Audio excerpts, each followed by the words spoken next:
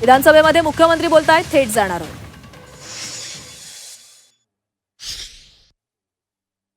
प्रस्तावावर या ठिकाणी अतिशय जोरदार चर्चा झाली.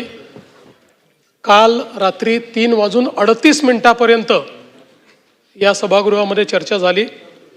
या चर्चेची सुरुवात सन्माननीय श्री रोहित पवारजी यांनी केली. त्यामध्ये सन्माननीय श्री सुरेश धसजी, सुनील प्रभूजी, कालिदास कोळंबकरजी, नरेंद्र भोंडेकरजी, जितेंद्र आव्हाडजी, गोपीचंद पडळकरजी, हेमंत ओगलेजी, आशुतोष काळेजी, कैलास पाटीलजी, मुरजी काका पटेल, डॉक्टर ज्योतिताई गायकवाड, हिरामण खोसकरजी, बाबासाहेब देशमुखजी, प्रतापदादा अडसड, विलास भुमरेजी, सचिन पाटीलजी, सिद्धार्थ खरातजी, प्रवीण दटकेजी, आनंद तिडकेजी, डॉक्टर किरण लहामटेजी, नारायण पाटीलजी, बाबाजी काळे, विक्रम पाचपुतेजी, अभिजित पाटीलजी, प्रवीण स्वामीजी, राजू तोडसामजी, अशा आणि त्याच्यानंतर अजून आहे यादी श्री अनंत नरजी, संजय उपाध्यायजी, महेश सावंतजी, नानाभाऊ पटोलेजी, जयंतराव पाटीलजी, अशा एकूण 32 सदस्यांनी या ठिकाणी या चर्चेमध्ये सहभाग घेतला. प्रामुख्यानं कायदा आणि सुव्यवस्था, शेतकऱ्यांचे प्रश्न यावर ही चर्चा उपस्थित करण्यात आली होती आणि वेगवेगळ्या प्रकारचे मुद्दे मांडण्यात आले. काही मोलाच्या सूचना देखील या ठिकाणी करण्यात आल्या. खरं म्हणजे अध्यक्ष महोदय, परवा मी विधानसभेमध्ये भाषण केल्यानंतर अनेक लोकांना माझ्या भाषणाची मिरची लागली. पण अध्यक्ष महोदय, मी अतिशय स्पष्टपणे सांगितलं, मिसिंग लिंकवर जो काही त्या ठिकाणचा पूल आहे, केबल स्टेट ब्रिज आहे, त्या ठिकाणी जगातले सगळ्यात मोठे टनेल्स आहेत, याला एकही क्रॅक गेलेली नसताना, त्याचं काहीही नुकसान झालेलं नसताना 7,000 रुपये पाण्यात गेले, 7,000 कोटी पाण्यात गेले, 7,000 कोटी पाण्यात गेले. हा माझा अपमान आहे? महाराष्ट्राचाच अपमान आहे. खोट्या बातम्या पेरणं, अफवा पसरवणं हा महाराष्ट्राचा अपमान आहे. पण मी बोलता बोलता त्या ठिकाणी हिंदीमध्ये बोललो, भाडे के टट्टू. काही लोकांना त्याचे दुःख झालं आणि ते म्हणाले मुख्यमंत्र्यांनी सुसंस्कृत बोलायला पाहिजे होतं. म्हणून नानाभाऊ जाऊन मी अभ्यास केला आणि आता मी भाडे के टट्टू हे माझं वाक्य परत घेतो आणि त्याला सुसंस्कृतपणे भाटक गदर्भ म्हणतो. भाडे के टट्टू नाही, भाटक गदर्भ. आणि जर कोणाला समजलं नसेल तर मग सुपारीबाज. पण मी तर काही सुपारीबाजांबद्दल बोललो. मी टोपी फेकली होती.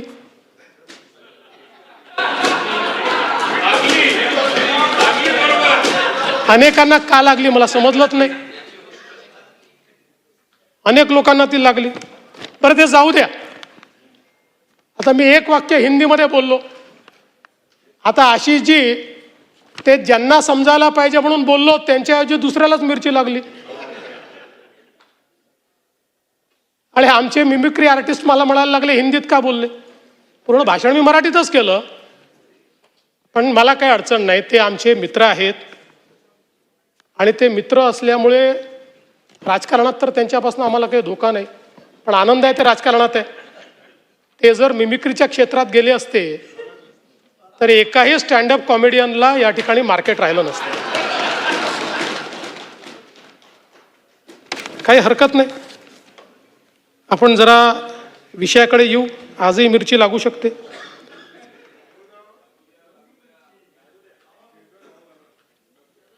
अध्यक्ष महोदय, खरं म्हणजे दरवेळेसच अंतिम आठवडा प्रस्ताव आपला कायदा आणि सुव्यवस्थेवर येतो. अनेक घटना सांगितल्या जातात, काही खऱ्याही असतात, काही थोडे अतिरंजित देखील असतात. पहिल्यांदा सांगतो की ज्या विविक्षित घटना या ठिकाणी मांडलेल्या आहेत त्या प्रत्येक घटनेवर मी काही बोलणार नाही, पण त्याची नोंद घेतलेली आहे. त्या संदर्भातल्या नोट्सही माझ्याकडे आहेत. आवश्यक असेल तर त्या आमदारांना मी पाठवून देईल. त्या प्रत्येक घटनेच्या या संदर्भात काय कारवाई झाली आहे हे आपण त्या ठिकाणी सांगणार आहोत.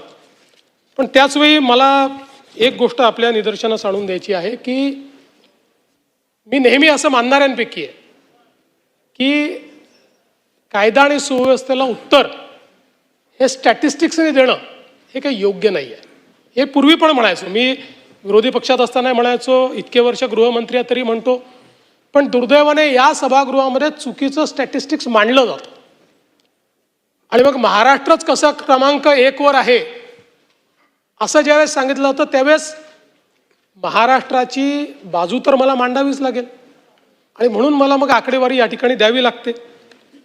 आणि म्हणून मला असं वाटतं की पहिल्यांदा तर आपण सगळ्यांनी लक्षात घेतलं पाहिजे की क्राईम रेट हा कसा मोजायचा असतो. प्रति 1 लाख लोकसंख्या मोजायचा असतो. तो जर ॲब्सोल्यूट क्राईम रेट मोजला जयंतराव तर नेहमीच उत्तर प्रदेश पहिल्या क्रमांकावर असेल आणि नेहमीच गोवा शेवटच्या क्रमांकावर असेल, कारण गोव्याची लोकसंख्याच 15 लाख आहे. आता 15 लाखात क्राईम होतील तर किती होतील. आणि म्हणून प्रति 1 लाख लोकसंख्येमध्ये आपण जर विचार केला तर देशातल्या राज्यांमध्ये आपण 7व्या क्रमांकावर आहोत, पहिल्या क्रमांकावर नाही आहोत. हे 7वंही आहे हे काही खूप चांगलं असं मी म्हणणार नाही, पण विनाकारण आपल्याच राज्याला गुन्हेगारीत पहिला अशा पद्धतीनं सांगणं योग्य नाही. म्हणून या ठिकाणी सांगतो की आपण 7व्या क्रमांकावर आहोत. आणि आपण जर बघितलं क्राईम अगेन्स्ट विमेन, महिलांच्या विरुद्ध जे अपराध आहेत त्यामध्ये महाराष्ट्र 9व्या क्रमांकावर आहे. तिथेही पहिल्या क्रमांकावर आपण नाही. क्राईम अगेन्स्ट चिल्ड्रन म्हणजे लहान बालकांच्या विरुद्धचे गुन्हे यातही महाराष्ट्र 7व्या क्रमांकावर आहे, इथेही पहिल्या क्रमांकावर नाही. त्यामुळे मला असं वाटतं आपण जर बघितलं तर याच्यामध्ये जे काही रेपचे गुन्हे आहेत त्याच्यामध्ये महाराष्ट्र 17व्या क्रमांकावर आहे, 17. आणि मायनरच्या संदर्भात 15व्या क्रमांकावर महाराष्ट्र आहे. म्हणून मला असं वाटतं की या ठिकाणी जणू काही महाराष्ट्रामध्ये असं एकही घटना झाली तर त्याचं समर्थन नाही करता येत. पण हे पण लक्षात घेतलं पाहिजे की इतर राज्यांच्या तुलनेमध्ये महाराष्ट्र आजही अधिक सुरक्षित आहे. महाराष्ट्र आजही कायदा पाळणारा अशा प्रकारचा आपला महाराष्ट्र आहे. आणि आपण जर आता क्राईमचं स्टॅटिस्टिक्स दिलं म्हणून सांगतो की मे 25 ते मे 26 अशी जर आपण तुलना केली तर त्याच्यामध्ये विनयभंग 374ने कमी, दुखापत 187ने कमी, जबरी चोरी 271ने कमी, घरफोडी 295ने कमी, चोरी 384ने कमी आणि गुन्हे उघडकीस येण्याचं जे प्रमाण आहे तेही 2025च्या तुलनेत 3.12% वाढलं आहे. 82% ते पोचलेलं आहे. राज्यामध्ये प्रतिबंधात्मक कारवायांमध्ये देखील या संपूर्ण कालावधीत आपण मोठ्या प्रमाणात वाढ केली आहे. तडीपारी 534ने वाढ, MPDA 14ने वाढ, मकोका 33ने वाढ आणि मोठ्या प्रमाणात अग्निशस्त्र जप्त करणे 427 अशा पद्धतीनं आपण हे काम केलं आहे. आणि आपण जर या ठिकाणी अपराध सिद्धीचा दर बघितला, हा सगळ्यात महत्त्वाचा आहे. कारण अध्यक्ष महोदय, गुन्हेगारावर वचक कधी राहील तर गुन्हा एखादा आपण पकडल्यानंतर त्याची चार्जशीट दाखल केल्यानंतर कन्व्हिक्शन होणं हे अत्यंत महत्त्वाचं आहे. दुर्दैवाने आता हे आपल्या जुन्या कायद्यांमधलं कन्व्हिक्शन चाललं आहे, त्यामुळे फार अडचणी आहेत. नवीन कायद्याने खूप सोपं केलं आहे, स्पीड केलं आहे. पण जुन्या कायद्यांमध्ये हे कन्व्हिक्शन आपण करतो. तर आपण जर बघितलं तर कन्व्हिक्शन देखील मे 25मध्ये 44.2% होतं, ते आता 52.6% गेलं आहे. पण महत्त्वाचं हे नाही आहे, महाराष्ट्राने गेल्या 10 वर्षात काय केलं हे सांगतो. 2008 साली आपला कन्व्हिक्शनचा रेट हा 9.4% होता. 2011 साली 12 साली तो 9% होता, 9.4% होता. तिथपासनं आपण सुरुवात केली आहे 9.4%पासून. आणि आता जयंतराव 9.4%वरून आपण 52.6%वर पोहोचलो आहोत.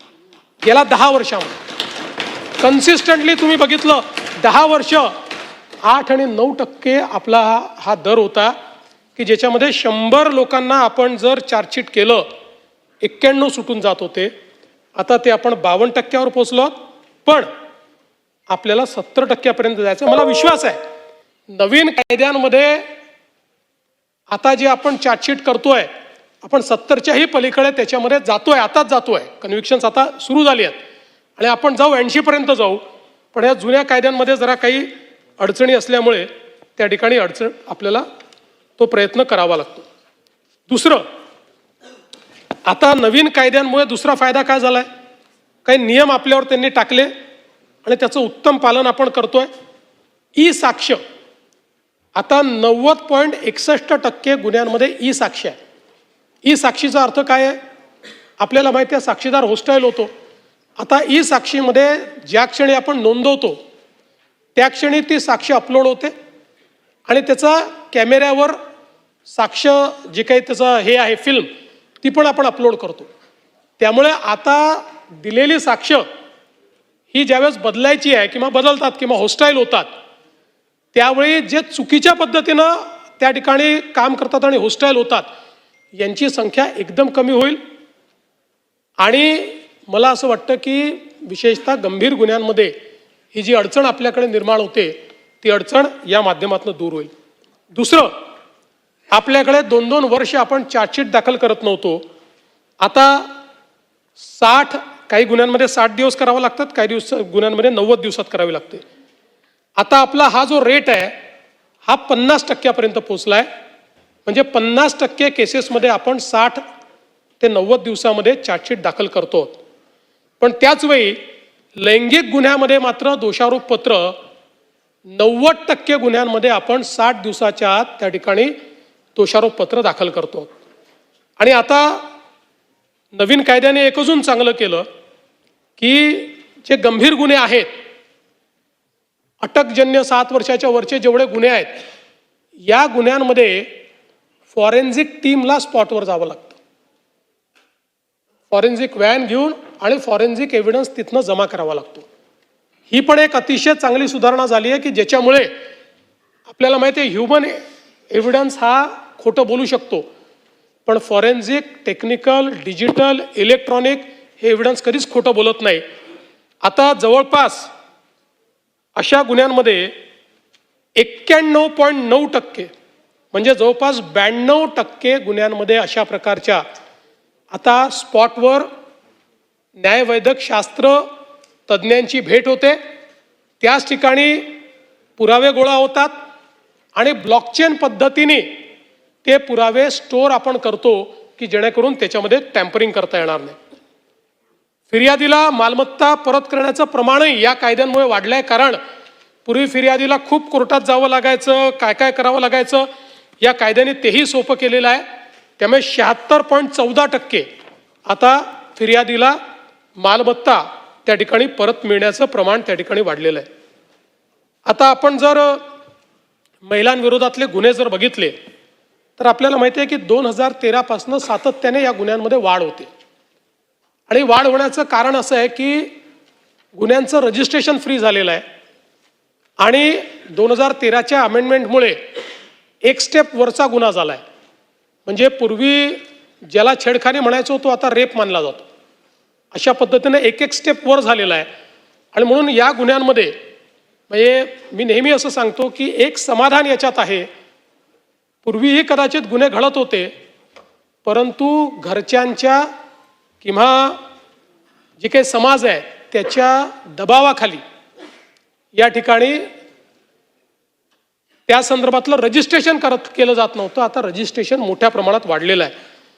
आणि याचं कारण माहिती आहे, याच्यामध्ये जर आपण बघितलं तर आता 2026च्या पर्यंत जे आपण काही विश्लेषण केलं तर याच्यामध्ये जुने सगळे गुन्हे, बलात्कारांच्या गुन्ह्यांमध्ये 4434 प्रकरणात ओळखीचे आरोपी आहेत आणि फक्त 5 प्रकरणांमध्ये अनोळखी आरोपी आहेत.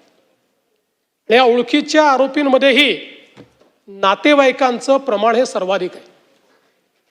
आणि म्हणून पूर्वीच्या काळामध्ये समाजाचं प्रेशर असायचं, घरच्यांचं प्रेशर असायचं की गुन्हा दाखल करू नका. आज ते गुन्हे दाखल करतायत आणि हे चांगलं आहे. 99.89% या गुन्ह्यामधले गुन्हेगार ओळखीचे आहेत.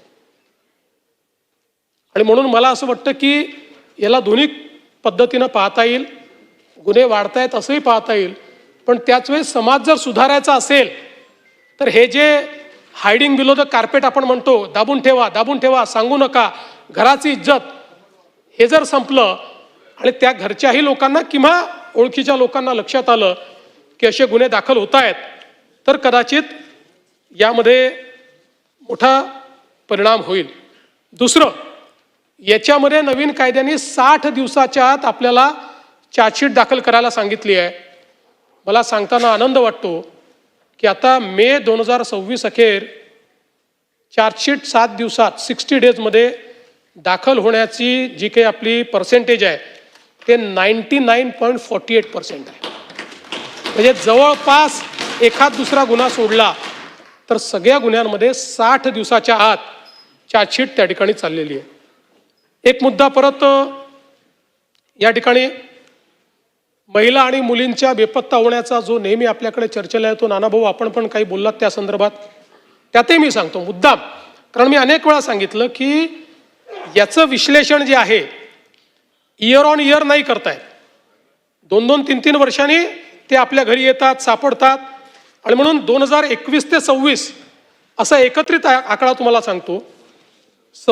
2021 ते 26 बेपत्ता झालेल्या, आपल्याला माहिती आहे की याच्यातही सुप्रीम कोर्टाच्या आदेशामुळे कुठल्याही कारणानं ती घरून निघून गेली तरी बेपत्ता आणि किडनॅपिंग अशा प्रकारचाच गुन्हा आपल्याला दाखल करावा लागतो.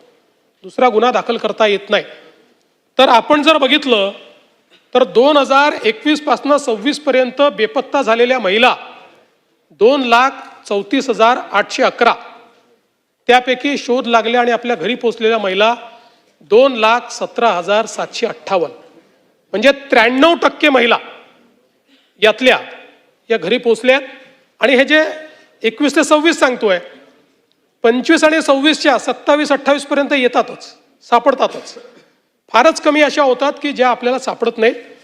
आणि यातही आपण जर बघितलं तर विशेषतः 23 ते 26च्या काळातलं विश्लेषण आपण केलं की कारणं काय असतात. आता मुलींच्या बाबतीत सर्वात मोठं कारण आहे प्रेम प्रकरण. 46.32% केसेस मुलींच्या निघून जाण्याच्या किंवा या बेपत्ताच्या या प्रेम प्रकरणात नाहीत. 20% कौटुंबिक वादात नाहीत. 2.81% मानसिक तणावात नाहीत. बाकी मग छोटे छोटे आहेत. आणि अपहरणाच्या ज्या केसेस आहेत एकूण या सगळ्या याच्यात त्या केवळ 5.25% आहेत. ओन्ली 5.25%. मुलांच्या बाबतीत कारणं थोडी वेगळी आहेत. प्रेम प्रकरणं 9.12% आहे आणि कौटुंबिक वाद ह्या 32% आहे मुलांच्या बाबतीत. आणि मग बाकी सगळे आहेत. मुलांच्या बाबतीत अपहरण 4.47% आहे. आणि म्हणून आपण जर बघितलं तर कदाचित ही आकडेवारी मिसलिडिंग वाटते. आता जर एखाद्याला सांगितलं की 3 वर्षामध्ये 2 लाखाच्या वर अपहरण झालं किंवा त्या ठिकाणी बेपत्ता झाल्या तर असं वाटतं काय चाललंय. पण ज्यावेळेस परत येण्याचा रेट आपण बघतो त्यावेळी लक्षात येतं की दुर्दैवाने समाजामधली या अडचणी आहेत ज्या आपल्याला समजून घ्याव्या लागतील. समाजामधले हे प्रॉब्लेम्स आपल्याला समजून घ्यावे लागतील. आज ऑपरेशन मुस्कानच्या माध्यमातून 43,591 बालकांचा शोध हा आपल्या पोलिसांनी या ठिकाणी लावला आणि त्यांना घरी नेलाय, घरापर्यंत पोहोचवलेलं आहे. या ठिकाणी आपण फास्ट ट्रॅकच्या संदर्भात देखील अनेक विषय मांडले. खरं म्हणजे नरसापूरच्या घटनेचा तर आपण उल्लेख केलाच. 59 दिवसात तिहेरी फाशीची शिक्षा, पण हेच बेंचमार्क आपल्याला करायचं आहे. आणि मुळामध्ये मी जसं सांगितलं की पोलीस आपला तपास पूर्ण करून चार्जशीट दाखल करू शकतात, पण त्याच्यानंतरचं काम हे मात्र ज्युडिशियरीचं आहे. नवीन कायद्याने एक सोय केली आहे की आता ज्युडिशियरी ते पूर्वीप्रमाणे तारखावर तारखा ज्या मागता यायच्या त्या आता मागता येत नाहीत. 2 तारखांपेक्षा जास्त ॲडजमेंटच आता मागता येत नाही. आणि मुळामध्ये अनेक फास्ट ट्रॅक कोर्ट अजून डेझिग्नेट व्हायचे आहेत. त्यामुळे या संदर्भात जोपर्यंत राज्य सरकार आणि न्यायालय एकत्रितपणे एफर्ट करणार नाही तोपर्यंत सगळ्या केसेसमध्ये आपली जी अपेक्षा आहे 2 महिन्यात 3 महिन्यात निकाल यावा ती येणं कदाचित कठीण आहे. पण आम्हाला न्यायालयाकडनं सहकार्य मिळत आहे. त्यांच्याही काही अडचणी आहेत त्याही आम्ही दूर करतो. आणि मला विश्वास आहे की हा एक बेंचमार्क जो आपण सेट केला आहे हा पुढच्या अनेक गुन्ह्यांमध्ये या ठिकाणी आपल्याला करता येईल. आज जर सायबर गुन्ह्यांचा विचार आपण केला तर पूर्वी सायबर गुन्ह्यांमध्ये रक्कम फ्रीज होणं हे सगळ्यात महत्त्वाचं असतं. कारण आपल्याला माहिती आहे की एका खात्यातनं दुसऱ्या, दुसऱ्यातनं तिसऱ्या, तिसऱ्यातनं चौथ्या अशा पद्धतीनं ही रक्कम ट्रॅव्हल करते, वेगवेगळ्या देशांमध्ये चालली जाते. सायबर गुन्ह्यांमध्ये तर फायनली 100 अकाउंटमधनं एका अशा देशात जाते की ज्या देशाशी आपली संधी नाही आणि मग ते पैसे मिळत नाही. पूर्वी केवळ आपण 11% रक्कम फ्रीज करू शकत होतो, आता ते प्रमाण 27% पोहोचलं आहे. हे काही फार समाधानकारक नाही. 50% तरी आपल्याला पोचावं लागेल, पण तोही प्रयत्न येत्या काळामध्ये आपण करू. कारण 11%हून 27%पर्यंतही चांगली मजल आपल्या पोलिसांनी मारलेली आहे. आणि जवळपास जून 2026 या काळात, जानेवारी ते जून 2026 या काळात 439 कोटी रुपये हे अशा प्रकारच्या फ्रॉडचे फ्रीज करण्याचं काम हे आपल्या पोलिसांनी या ठिकाणी केलेलं आहे.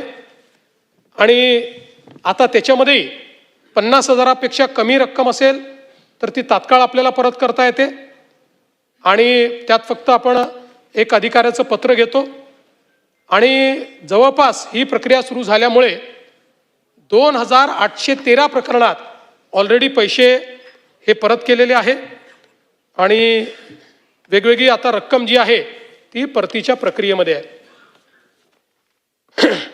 साधारणपणे आपण कारवाई काय केली तर या सगळ्या काळामध्ये सायबर क्राईम करणारे 6,76,202 मोबाईल ब्लॉक केले, 3,92,742 मोबाईल ट्रेस केले आणि 1,53,750 हँडसेट हे आपण जप्त केले. आणि एवढंच नाही तर एक अतिशय संवेदनशील उपक्रम हा आपल्या विभागाने केला. आपल्याला कल्पना आहे की अनेक वेळा लोक फेसबुकवर किंवा वेगवेगळ्या समाज माध्यमांवर आम्ही आत्महत्या करतोय, आम्ही निराश आहोत, अशा प्रकारच्या पोस्ट आल्या की त्याची मेटासोबत आपण करार करून त्याचा अल्गोरिदम तयार केला आहे. आणि अशा पोस्ट आल्याबरोबर त्या आपल्याकडे येतात आणि त्यांचं काउन्सिलिंग आपण करतो. आपण गेल्या म्हणजे 24 ते 24ला आपण सुरू केलं. 1.5 वर्षामध्ये आपण 168 व्यक्तींना ज्यांनी आत्महत्येचा प्रयत्न केला होता किंवा ते करण्याच्या तयारीत होते त्यांना त्यांच्या पोस्टवरनं पकडून परावृत्त करून त्या ठिकाणी त्यांना वाचवण्याचं काम केलेलं आहे. आणि त्यासोबत ऑनलाईन छळ आणि सेक्स्टॉर्शन अशा प्रकारातनं 69 तरुण मुलामुलींना वाचवण्यात आलं आहे. असे जवळपास 237 लोकांचे प्राण हे प्रोॲक्टिव्हली, यांनी कंप्लेंट नाही केली कोणी आपल्याकडे, प्रोॲक्टिव्हली आपण ते पकडून त्या ठिकाणी केले आहेत. आणि वेगवेगळे बहुमान सन्मान तर मिळालेच आहेत, पण महाराष्ट्र सायबरचं जनजागृती माहितीपट जो आहे त्याला कान्सच्या चित्रपट महोत्सवामध्ये देखील 2026साठी नामांकन मिळालेलं आहे. आज महाराष्ट्र सायबरचा जो 1930 क्रमांक आहे याच्यात दररोज 8 ते 10 हजार तक्रारी येतात. आपण AIचा वापर करून या सगळ्या तक्रारी नोंदवण्याची व्यवस्था केली आहे, त्याचं विश्लेषण करण्याची व्यवस्था केली आहे, त्याला रिस्पॉन्ड करण्याची व्यवस्था केली आहे. आज देशात सर्वाधिक कॉल हँडल करण्याची क्षमता आणि करण्याचं काम हे आपण करतो. आणि देशातला सर्वात मोठा डिजिटल अरेस्टचा घोटाळा देखील 58 कोटी रुपयाचा हा आपण त्या ठिकाणी पकडलाय, ज्याच्यामध्ये महाराष्ट्र, गुजरात, राजस्थान, कर्नाटक, आंध्र या 5 राज्यातनं 33 आरोपींना अटक केली आहे. एकूण 45 आरोपी याच्यामध्ये आहेत आणि जवळपास 6000 मॅन्युअल खाती याची आपण फ्रीज केलेली आहेत आणि एक मोठा प्रहार डिजिटल अरेस्टवर देखील झाला आहे. पुण्यामध्ये आपल्याला कल्पना आहे की विषारी दारूचे जवळपास 22 बळी त्या ठिकाणी गेले. एक प्रकारे आपल्याला काळिमा फासणारी अशा प्रकारची घटना आहे. 2 गुन्हे होते, दापोडी आणि हडपसर. सर्व 17 आरोपी जे आहेत ते गजाआड केले आहेत आणि राज्य उत्पादन शुल्क विभागाचे 13 आणि पोलीस दलातील 13 असे 26 लोक या ठिकाणी दुर्लक्ष केल्याबद्दल निलंबित करण्यात आले आहेत. याचा तपास CID कडे केलेला आहे. याच्यामध्ये मिथेनॉल वापरण्यात आले होते. अनेक ठिकाणी छापे टाकून जवळपास 5929 किलो मिथेनॉलचा साठा हा जप्त करण्यात आला आहे. आणि आता निश्चितपणे आपण घटनेवर कारवाई तर करतो, पण त्यातनं काही शहाणपणी शिकलो पाहिजे. या दृष्टीनं मिथेनॉल जे आहे या संदर्भात त्याचं बॅकवर्ड ट्रॅकिंग कसं करायचं या संदर्भातला प्रयत्न आपण सुरू केला आहे. सर्व पोलीस ठाण्यांना प्रतिबंधात्मक कारवाईच्या सूचना दिल्या आहेत आणि मोठ्या प्रमाणात या ठिकाणी आता खबऱ्यांचं जाळं हे पक्क करण्याकरता 5% बक्षिसाची रक्कम देण्याचा निर्णय आपण केलेला आहे आणि मोठ्या प्रमाणात भरारी पथकं ही आपण तयार केली आहे. टोल फ्री नंबर जो आहे तो आपण दिला आहे, व्हॉट्सॲप क्रमांक दिला आहे आणि जे लोक माहिती देतील त्यांची आयडेंटिटी ही त्या ठिकाणी कोणासमोर ओपन होणार नाही अशा पद्धतीनं आपण काम केलं आहे. आज आपल्यासमोर एक अजून सगळ्यात महत्त्वाचा जर काही चॅलेंज असेल तर तो आहे अंमली पदार्थांचा. जवळपास मे 2025 अखेर आपण 302 कोटीचा मुद्देमाल जप्त केला होता. मे 2026 अखेर 411 कोटीचा मुद्देमाल जप्त केलेला आहे. सगळ्यात महत्त्वाचं की याची जी आंतरराष्ट्रीय सिंडिकेट आहे त्याचा जो सगळ्यात प्रमुख आहे सलीम डोला, आंतरराष्ट्रीय तस्कर जो MDचं सिंडिकेट चालवायचा, मुंबई पोलिसांनी NCBच्या मदतीने त्याला परदेशातनं अटक केली आहे. त्याच्यावर 13 गुन्हे आहेत. सलीम डोला, मोहम्मद सलीम, मोहम्मद सुहेल शेख, ताहेर सलीम डोला, मुस्तफा मोहम्मद कुब्बावाला हे सगळे परदेशातनं ऑपरेट करणारे आता त्या ठिकाणी पकडून आणले आहेत आणि यांच्याकडनंही खूप चांगल्या प्रकारची माहिती मिळाल्यामुळे मोठ्या प्रमाणात फॉरवर्ड आणि बॅकवर्ड लिंकेजेसची माहिती मिळाली आहे. त्याच्यावर कारवाई करून बरेच अशा प्रकारचे युनिट्स हे देखील आपल्याला उद्ध्वस्त करता आली आहेत. यांना दुबईवरनं पकडून आणलं आहे. यांनी सांगली, कर्जत, अकोला, भोपाळ, म्हैसूर आणि हैदराबाद या ठिकाणी MDचे कारखाने उघडले होते आणि जवळपास 256 कोटी रुपयाचा माल हा यांच्याकडनं या ठिकाणी जप्त झालेला आहे आणि एक महत्त्वाचं रॅकेट हे आपल्या मुंबई पोलिसांनी उद्ध्वस्त केलं आहे. मोठ्या प्रमाणात जनजागरणाचं कामं देखील आपण करतो. 4 लाखपेक्षा अधिक विद्यार्थ्यांपर्यंत पोचतो. ड्रग फ्री मुंबई अशा प्रकारचा आता एक जाणीव जागृती करता मोठा कार्यक्रम आपण हातामध्ये घेतलेला आहे की ज्या माध्यमातनं मुलांमध्ये ड्रग्सच्या संदर्भात अवेअरनेस तयार करण्याचा प्रयत्न आपण करतो आणि विशेषतः एक 360 डिग्री अप्रोच या संदर्भातला आता केंद्र सरकारने देखील घेतलेला आहे सगळ्या राज्यांच्या सोबत, ज्याच्यामध्ये आता केवळ एक गृह विभाग नाही, राज्याच्या 20 विभागांना या ड्रग फ्री अभियानाच्या अंतर्गत वेगवेगळी जबाबदारी ही वाटून दिलेली आहे. कारण आपल्याला माहिती आहे MD तयार कसं होतं, ते तयार होण्याकरता जे काही केमिकल्स आहेत ते सगळे केमिकल्स फूड अँड ड्रग डिपार्टमेंटच्या अंतर्गत असतात किंवा मेडिकल एज्युकेशनच्या अंतर्गत असतात. त्यामुळे सगळ्या विभागांचं कॉर्डिनेशन करून आणि या सगळ्या विभागांना त्या ठिकाणी कामं वाटून दिलेली आहेत आणि डी ॲडिक्शनपासनं तर जाणीव जागृतीपर्यंत अशा प्रत्येक विभागाला काम दिलेलं आहे. मोठ्या प्रमाणात केंद्र सरकार आणि सगळी राज्य सरकारं आता या संदर्भातलं जे काही काम आहे ते करणार आहे. जवळपास मी आपल्याला सांगितलं होतं की पोलीस जर दोषी आढळले तर त्यांना आपण बडतर्फ करू, आपण निलंबित करू, पण निलंबित करून थांबणार नाही तर बडतर्फ करू. जवळपास या ठिकाणी 24 पोलीस निलंबित केले आणि आता 18 पोलीस त्यातले बडतर्फ केलेले आहेत. हे जे NDPSचे खटले आहेत हे देखील अतिशय स्लो चालतात, त्याचाही ते फायदा घेतात आणि म्हणून आता त्याही करता विशेष न्यायालय स्थापण्याचा निर्णय घेण्यात आला आहे आणि हायकोर्टाकडे ती आपली परमिशन गेलेली आहे. त्याला लवकरच परमिशन मिळेल, ज्यामध्ये मुंबईमध्ये 4 आणि ठाण्यामध्ये 1 विशेष NDPS न्यायालय. आता याला मान्यता मिळाली आहे, हे लवकर सुरू होईल, अंतिम टप्प्यात आहे. नागपूर इथे एक न्यायालय स्थापन करण्याच्या संदर्भात आता हायकोर्टाकडे पेंडिंग आहे, त्याची परमिशन मिळाल्यावर तेही करू. आणि त्यानंतर प्रयत्न आपला असा आहे की प्रत्येक विभागामध्ये पहिल्या टप्प्यामध्ये अशा प्रकारचे NDPSचे विशेष न्यायालय हे आपल्याला त्या ठिकाणी तयार करायचे आहेत. पोलीस विभागाच्या आधुनिकीकरणाकरता 733 कोटी रुपयाचा प्रस्ताव आपला केंद्र सरकारने मान्य केलेला आहे, ज्यात 60% पैसे केंद्राचे, 40% आपण देणार आहोत. 6 महिन्यात आपण याची कारवाई करणार आहोत. त्यानंतर अजून निधी देण्याचं त्यांनी मान्य केलं आहे.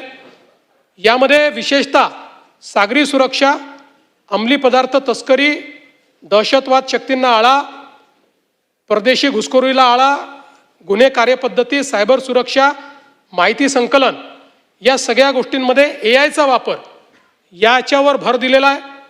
अत्याधुनिक शस्त्र, विशेष वाहने, हॉवरक्राफ्ट, स्पीड बोट, फ्लोटिंग जेटी, ड्रोन, रडार, ट्रान्सपॉन्डर, दळणवळण यंत्रणा, तंत्रज्ञानाची जोड, अशा सगळ्या गोष्टींकरता याच आपण अधिवेशनामध्ये या पुरवणी मागणीला मान्यता देखील दिलेली आहे. त्यामुळे पोलिसांना त्या ठिकाणी आपण ते मोठ्या प्रमाणात आधुनिकीकरण करणार आहोत. पोलिसांच्या घरांकरता DG लोन हे आपण पुन्हा सुरू केलं आणि 12 मे रोजी 1768 कोटी रुपयांना मान्यता दिली. जवळपास 5115 पोलिसांना 1759 कोटी रुपये वितरित केलेले आहेत आणि यासोबत मोठ्या प्रमाणात आपल्या पोलीस गृहनिर्माणच्या माध्यमातून जवळपास 9762 निवासस्थानं जे आहेत यांचे कामं चाललेली आहेत आणि जवळपास 447 निवासस्थानांच्या निविदा या प्रसिद्ध झाल्या आहेत आणि 14,000 निवासस्थानं ही त्या ठिकाणी विविध टप्प्यावर आहेत. आमचे कालिदासजी कोळंबकर सातत्याने आहेत ते त्यांना माहिती आहे मी भाषण करणार आहे, त्यामुळे ते जाणार नाही. पोलिसांच्या मालकीच्या घरांचा प्रश्न मांडत असतात. आपण BDD चाळीमध्ये पोलिसांना मालकीची घरं दिल्यापासनं मोठ्या प्रमाणात इतरही पोलिसांना वाटतं की तितके वर्ष आमचे झाले आहेत, आम्हालाही दिलं पाहिजे. त्या संदर्भात काही कोर्टाच्या केसेस देखील आहेत. पण किमान टप्प्याटप्प्याने पोलिसांना काही प्रमाणात तरी आपल्याला मालकी हक्काची घरं कशी देता येतील, जसं आपण DG लोन दिलं आहे ते लोन मालकी हक्काचं घर घेण्याकरताच दिलं आहे. या संदर्भात कालिदासजी आम्ही पुढच्या 7 दिवसामध्ये एक उच्चस्तरीय समिती नेमतो आहोत. या समितीला आम्ही 3 महिन्याचा कालावधी देणार आहोत आणि 3 महिन्यामध्ये या समितीच्या माध्यमातून आपल्याला काय पोलिसांना मालकीची घरं देण्याकरता वेगवेगळ्या काय योजना करता येतील या संदर्भातला प्रयत्न आपण निश्चितपणे करू. पोलीस कुटुंब आरोग्य योजना याच्यामध्ये जवळपास 112 कोटीचा आपण लाभ दिला आहे आणि 2023 नंतर 61 नवीन अशा प्रकारची पोलीस ठाण्यांची निर्मिती केली आहे. एक अजून महत्त्वाचा निर्णय आपण घेतला आहे. मुंबईमध्ये आपल्याला माहिती आहे की सगळ्यात मोठं पोलीस दल मुंबईत आहे आणि मुंबईच्या पोलीस दलांकरता घरांचा प्रश्न तर आहेच, पण अस्तित्वात असलेली घरं आपण अलॉट केली आहे त्यातलीही 90% घरं जी आहेत ती छोटी आहेत. म्हणजे त्यांना जी देय घरं आहेत त्या देय घरांच्या एवढी ती घरं नाही आहेत. काहीतर आपल्याला माहिती आहे फार जुनी घरं आहेत आणि म्हणून आपण आता एक प्रकल्प हातामध्ये घेतलेला आहे की ज्याच्यामध्ये पोलीस दलातील अधिकारी अंमलदार यांच्यासाठी जी काही शासकीय घरं आहेत ती निर्माण करण्याच्या संदर्भात आम्ही मुंबईमध्ये पोलिसांची सगळी भूखंड शोधून काढली. अनेक चांगली मोक्याची भूखंड होती ती सगळी शोधून काढली आणि त्याच्यामध्ये जवळपास 74 महत्त्वाची मोक्याची भूखंड आपल्याला सापडलेली आहेत.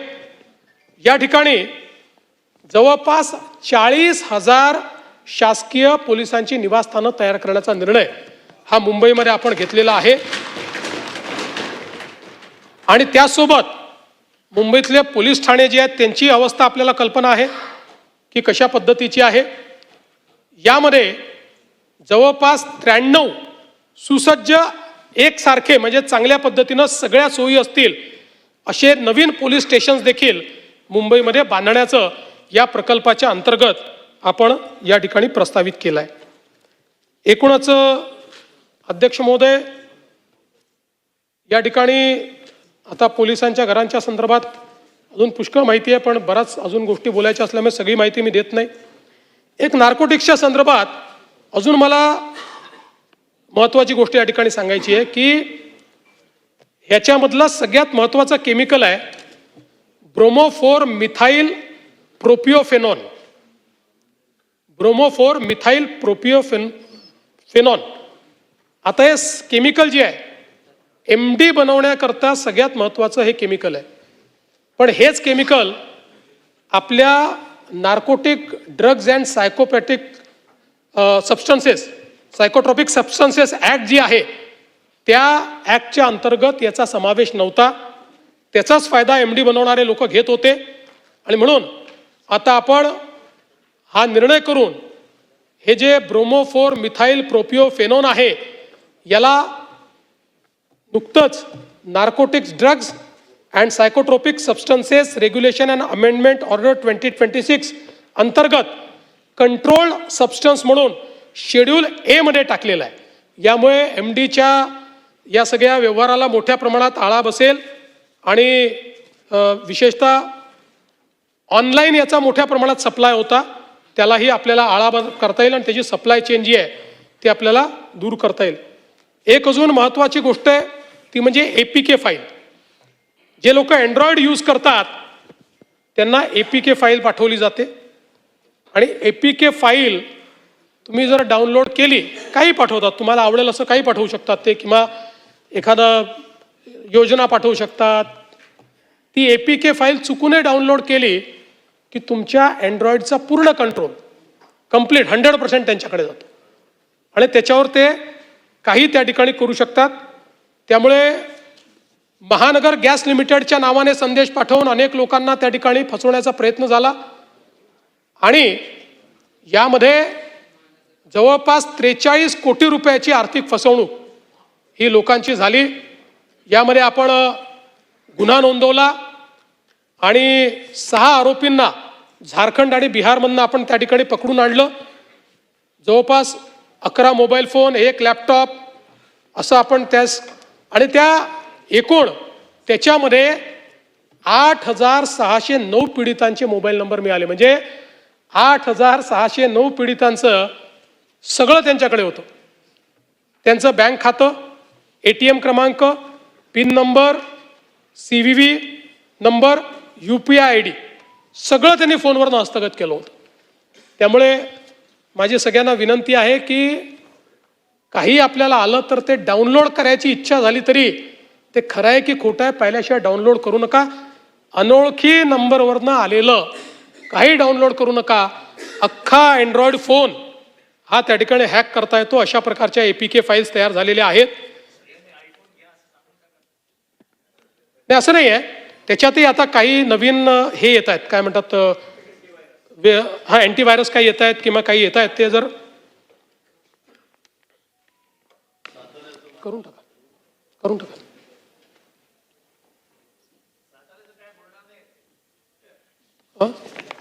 साताऱ्यात सगळं आलबेल आहे. तुमच्या मनाप्रमाणे काही घडणार नाहीये. तुमच्या मनाप्रमाणे काही घडणार नाहीये.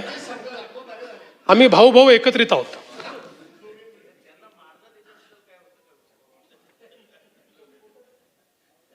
कोणी कोणाला मारलेलं नाही. अध्यक्ष महोदय, एक अत्यंत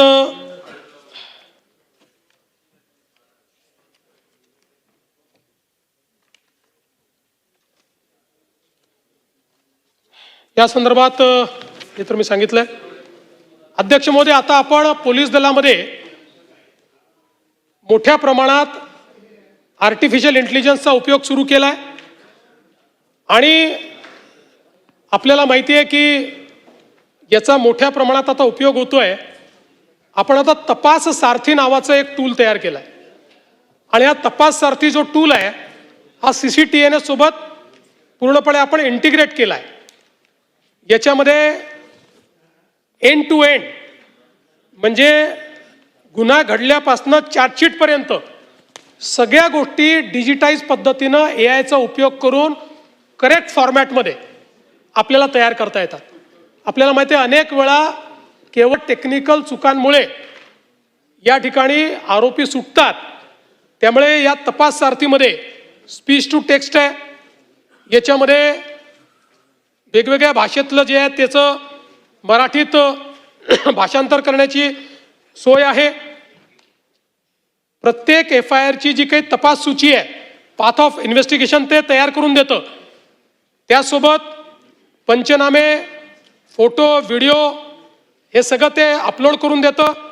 म्हणजे पंचनामे आणि फोटो व्हिडिओ अपलोड केले तर ते ज्या फॉर्मॅटमध्ये आपल्याला पाहिजे त्या फॉर्मॅटमध्ये ऑटोमॅटिक तयार होतात.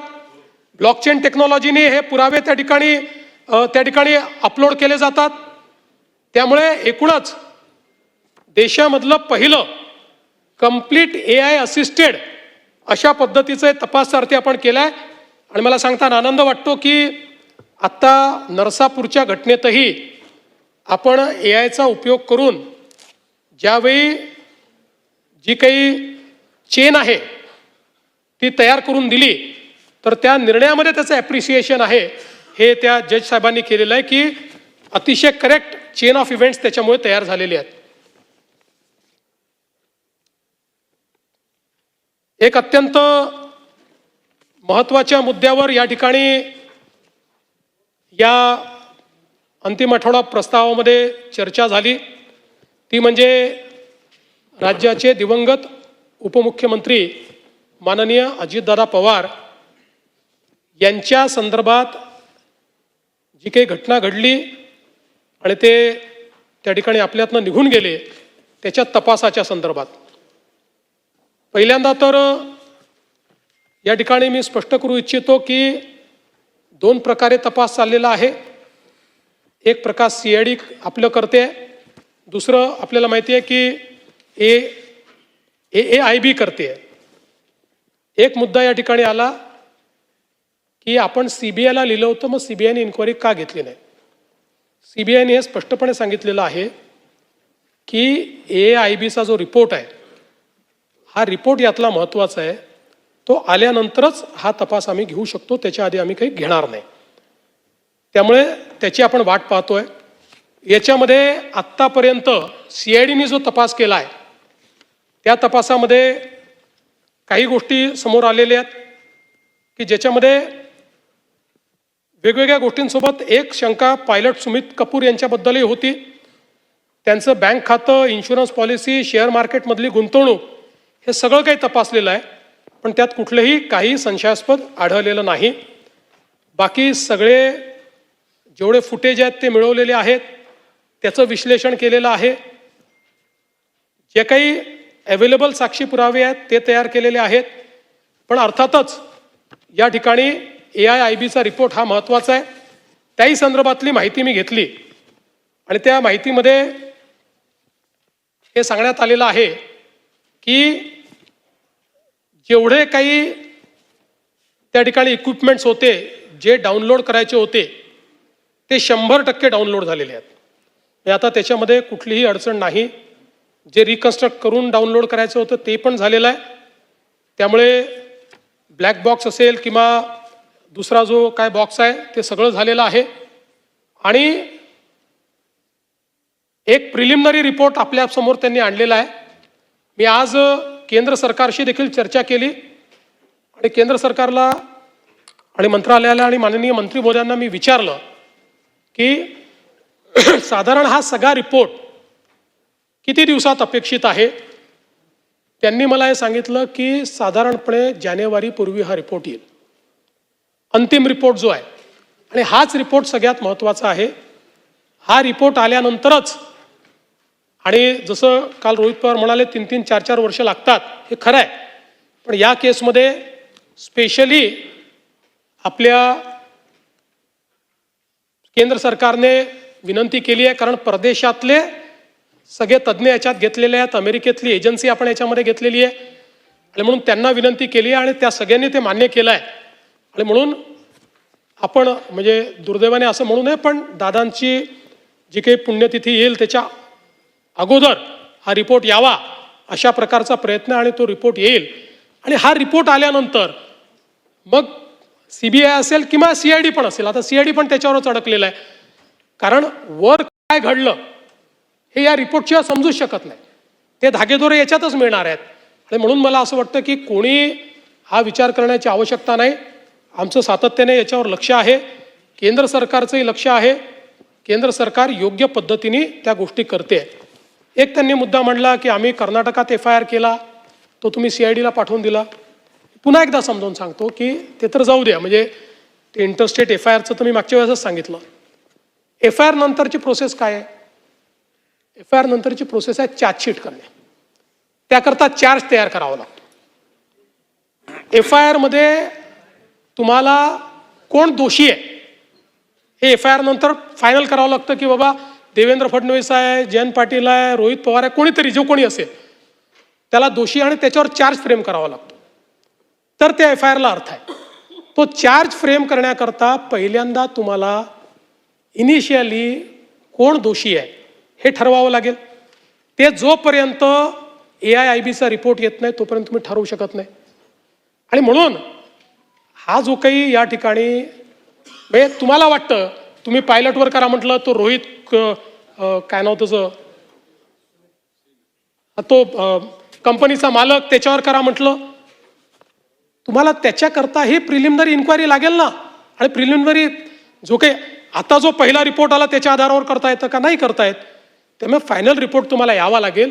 भावना महत्त्वाचीच आहे, पण शेवटी कायदा भावनेने चालत नाही. उद्याला कोर्टात गेला, कोर्टातनं 1 मिनिटात कोर्ट सांगेल की असं कसं तुम्ही केलं, आणि मग चपराक बसेल आपल्याला. म्हणून मी पुन्हा सांगतो, या प्रकरणाचं सत्य बाहेर आल्याशिवाय आम्ही चूप बसणार नाही. काही झालं तरी ते सत्य बाहेर आणू. त्याकरता त्याचा जो काही योग्य पाठपुरावा आहे तो पाठपुरावा देखील करू. खरात प्रकरणाचा देखील उल्लेख या ठिकाणी झाला. त्याच्यामध्ये एकूण 14 प्रकरणं होती, त्यातले 9 प्रकरणांमध्ये खरात आरोपी आहेत. 3 प्रकरणामध्ये अजून तपास सुरू आहे. त्या सगळ्या प्रकरणांमध्ये आता चार्जशीट देखील आपण दाखल केली आहे. 2 प्रकरणं अशी होती की जी खरातनी टाकली होती, खोटी प्रकरणं होती, ती बी फायनल झालेली आहेत, की जे तक्रारदार आहेत त्या तक्रारदारांना त्या ठिकाणी फसवण्याकरता टाकली होती, तर ती पण आता बी फायनल केलेली आहेत. अध्यक्ष महोदय, यासोबत कृषीच्या संदर्भातले काही मुद्दे या ठिकाणी मांडण्यात आले. काय दिलं रे बाबा? विशेषतः कर्जमाफीच्या संदर्भात बरीच चर्चा या ठिकाणी झाली. पहिल्यांदा तर अध्यक्ष महोदय, आपल्याला याची कल्पना आहे की कर्जमाफी हा एक परिस्थितीची आवश्यकता म्हणून आपण करतो.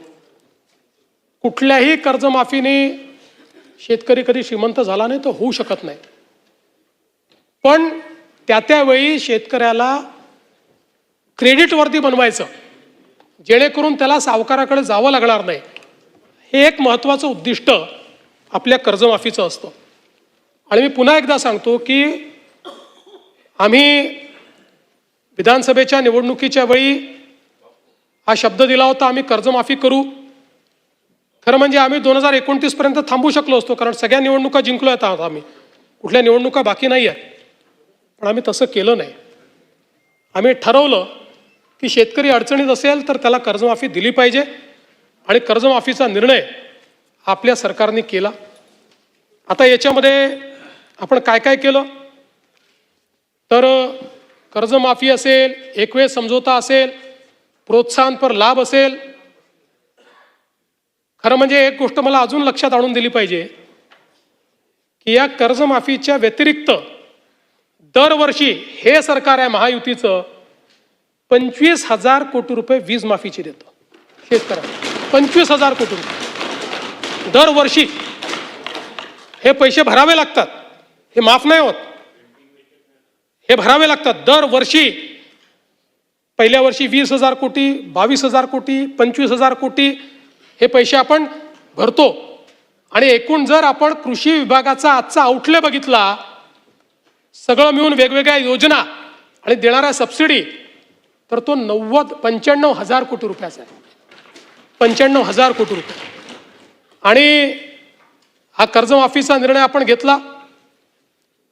आपण राष्ट्रीयकृत बँका, व्यापारी बँका, खाजगी बँका, जिल्हा मध्यवर्ती सहकारी बँक सगळ्यांची बैठक घेतली आणि या ठिकाणी त्याच्या आधारावर सगळा डेटा घेतला आणि त्यानंतर मिळालेल्या माहितीच्या आधारावर पुण्यश्लोक अहिल्यादेवी होळकर शेतकरी कर्जमुक्ती योजना आपण तयार केली. आता असं देखील म्हणण्यात आलं की 12-13 हजार कोटीचाच लाभ मिळेल आणि 36 लाख शेतकऱ्यांवर अन्याय होईल. हे विधान पूर्णपणे चुकीचं आहे, हे योग्य नाही आहे. खरं तर 56 लाख शेतकऱ्यांना 36,585 कोटीचा कशा प्रकारची योजना आहे. आता मी आपल्या लक्षात आणून देतो, आपल्या काळामध्ये महात्मा ज्योतिराव फुले शेतकरी कर्जमुक्ती योजना तयार झाली होती. यामध्ये केवळ अल्पमुदत पीक कर्ज आणि पुनर्गठित कर्जासाठी 2 लाख रुपयापर्यंत ही योजना तयार केली होती. मात्र पुण्यश्लोक अहिल्यादेवी होळकर मध्ये आपण 2 लाखापेक्षा जास्तही ज्यांची थकबाकी आहे त्यांनाही 2 लाखापर्यंत देतोय. आपल्या योजनेत 2 लाखावर 1 रुपया जरी वर असेल तरी त्याला कर्जमाफी मिळालेली नाही. इथे 2 लाखाच्या वर असेल तरी त्याला आपण ती कर्जमाफी देणार आहोत. आणि आपण जर बघितलं तर महात्मा ज्योतिराव फुले शेतकरी कर्जमाफी योजना जी आहे याच्यामध्ये 32 लाख शेतकऱ्यांना त्या ठिकाणी लाभ मिळाला होता. त्यापैकी बहुतांश शेतकऱ्यांनी पुन्हा कर्ज भरलेलं आहे, काही शेतकऱ्यांनी भरलेलं नाही. आणि म्हणून आपण ज्यावेळेस कर्जमाफीच्या संदर्भात निर्णय करायला घेतला त्यावेळी आपण एक प्रवीण परदेशींची कमिटी तयार केली होती. आणि या कमिटीला आपण काही लॉंग टर्म, काही शॉर्ट टर्म अशा पद्धतीनं काही सूचना द्यायला सांगितल्या होत्या. त्यामध्ये सूचना देत असताना काही लॉंग टर्मच्या दिल्या, काही शॉर्ट टर्मच्या दिल्या. पण एक गोष्ट प्रकर्षाने त्यांनी मांडली. खरं म्हणजे बोलताना रोहितजींच्या ते लक्षात आलं नाही. ते असं म्हणाले की नैतिकतेवर शेतकऱ्यांच्या प्रश्न देणं. नैतिकतेवर नाही, त्यांनी त्या ठिकाणी जे मांडलं आहे, महाराष्ट्र एकमेव राज्य आहे की ज्या राज्यामध्ये 17 मध्ये कर्जमाफी, 20 मध्ये कर्जमाफी, 26 मध्ये कर्जमाफी, असं कुठेच झालं नाही. त्यांनी चिंताही मांडलेली आहे की बँकिंग सिस्टीमचं काय होईल. बँकेमध्ये कर्ज परत करण्याची जर म्हणजे असं एक शेतकरी प्रामाणिकच आहे, पण जर माहिती आहे की दरवर्षी सरकार करणारच आहे तर मग वाट पाहतो माणूस, कशाला भरायचं बाबा कर्ज, खरंच करतायत का हे. आणि म्हणून त्यांनी इन्स्टन्सेस मांडले आहेत की कशा पद्धतीनं बँकांची परिस्थिती खराब होते. आणि म्हणून त्यांनी हे सांगितलं की काहीतरी डिस्टन्स ठेवा. ज्या लोकांनी कर्जमाफी मिळवली आत्ता नुकतीच किंवा मागच्या कर्जमाफी योजनेत, त्या लोकांना जर पुन्हा कर्जमाफी त्यातले जर काही झाले असतील तर त्या ठिकाणी तुम्ही एक विविक्षित रक्कम त्याकरता भरा. पहिल्यांदा तर त्यांनी सांगितलं की तुम्ही त्यांना त्यात घेऊच नका, नाहीतर बँकिंग सिस्टीम कोलॅप्स होईल. पण मग त्यांनी सांगितलं की विविक्षित रक्कम भरा, काही रक्कम त्यांना भरू द्या, म्हणजे मग या ठिकाणी बँकिंग सिस्टीम चालेल. आता मुश्रीफ साहेब या ठिकाणी आहेत. मुश्रीफ साहेब आमच्या मंत्रिमंडळाच्या बैठकीत रोज सांगायचे की लवकर तारीख घोषित करा, कोणी कर्जच भरत नाही. आमच्या कोल्हापूर बँकेमध्ये रेग्युलर कर्ज भरणारे लोक होते पण कोणी कर्जच भरत नाहीये. तारीख घोषित झाली, बरोबर भरले सगळ्यांनी, नंतरच्या लोकांनी कर्ज, आणि पुन्हा त्या बँकेची परिस्थिती. आज तुम्ही बघा नागपूरची आमची बँक 90% नागपूरची बँक मागच्या घोट्यात बुडली आज शेतकऱ्यांच्या तुलनेत सगळ्यात कमी जर कर्ज कुठे मिळत असेल तर ते नागपुरात मिळतं, कारण बँक नाही आहे. जिथे जिथे बँका बुडल्या त्या त्या ठिकाणी ही परिस्थिती तयार झाली. आणि म्हणून आपल्याला शेतकऱ्याला तर कर्जमाफी द्यायचीच आहे, पण सोबत बँकिंग सिस्टीम करता काही शिस्त लावणं हे देखील गरजेचं आहे. म्हणून अशा पद्धतीची शिफारस ही त्यामध्ये आली. आता मी तुम्हाला पुन्हा सांगतो की आपण जर बघितलं तर पहिले आम्ही 17 मध्ये छत्रपती शिवाजी महाराज शेतकरी सन्मान योजना केली, ज्याच्यामध्ये जवळपास त्या ठिकाणी 44 लाख शेतकऱ्यांना आपण मदत केली. त्यात 24 लाख शेतकऱ्यांना कर्जमाफीची योजना होती. 4.27 लाख शेतकऱ्यांनी एक वेळ समझोता केला. 14,89,000 शेतकऱ्यांना आपण प्रोत्साहनपर पैसे दिले. आणि मग जेव्हा महात्मा ज्योतिराव फुले शेतकरी कर्जमुक्ती योजना आली त्यावेळी रोहित पवारजी, आपली माहिती चुकीची आहे, 2017च्या योजनेमध्ये लाभ मिळालेल्या म्हणजे छत्रपती शिवाजी महाराज योजनेत लाभ मिळालेल्या शेतकऱ्यांना 2019च्या कर्जमाफी योजनेतनं वगळण्यात आलं, देण्यात नाही आलं, हे वगळण्यात आलं. त्यामुळे या ठिकाणी 17ला लाभ मिळालेल्या शेतकऱ्यांना महात्मा ज्योतिराव फुले कर्जमुक्ती योजनेत लाभ मिळालेला नाही, त्यांना वगळलेला आहे. म्हणून आपल्याला मिळालेली माहिती वस्तुस्थिती दर्शक नाही आहे. एवढंच नाही, 2008 साली देशामध्ये कर्जमाफी झाली, त्यानंतर 9 मध्ये आपण आणली महाराष्ट्रामध्ये, 8 नंतर. आता 9 मध्ये देखील आपण ज्यावेळेस आणली त्यावेळेस 8च्या माफीमध्ये जे समाविष्ट होते त्यांना आपण वगळलं आणि इतरांना आपण 20,000पर्यंत त्या ठिकाणी मदत केली. मर्यादा जी होती ती 20,000ची मर्यादा होती.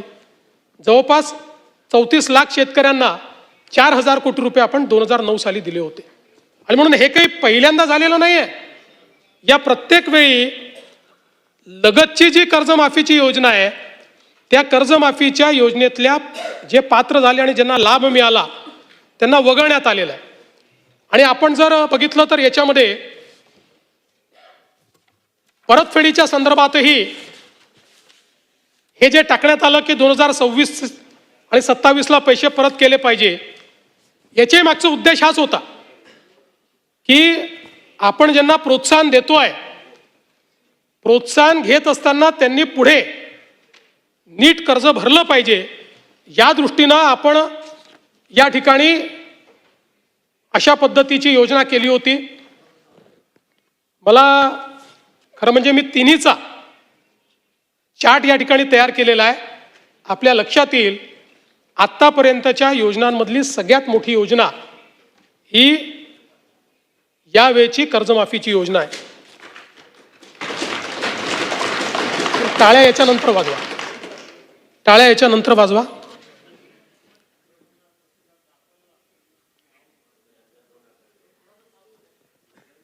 सातत्याने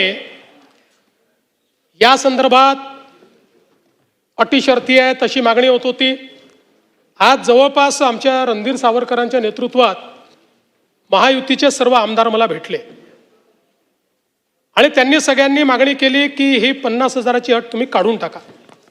त्यावेळी त्यांनाही मी आकडेवारी दाखवली. मी त्यांना हे सांगितलं की अट काढल्याने आमच्यावर 3-4 हजार कोटीचा भुर्दंड येईल, फार येईल असं नाही, 4,000 कोटीचा येईल, 5,000 कोटीचा येईल, पण शिस्तीचा भाग म्हणून ही आणलेली आहे. मी त्यांना दाखवलं की समजा 1 लाखापर्यंत नेली तर 2 लाखच शेतकरी असे राहतात की ज्यांच्यावर त्या ठिकाणी त्यांना याचा फायदा मिळत नाही. पण तरी देखील सगळ्यांचं मत होतं की 2 लाखच शेतकरी का सोडता. केवळ त्याच्याकरता शेतकऱ्यांमध्ये अशी भावना होईल की कोणाला ठेवलं आणि कोणाला वगळलं.